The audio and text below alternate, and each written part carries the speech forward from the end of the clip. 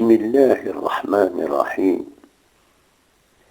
آمن الرسول بما أنزل إليه من ربه والمؤمنون كل آمن بالله وملائكته وكتبه ورسله لا نفرق بين أحد من رسله وقالوا سمعنا وأطعنا غفرانك ربنا وإليك المصير.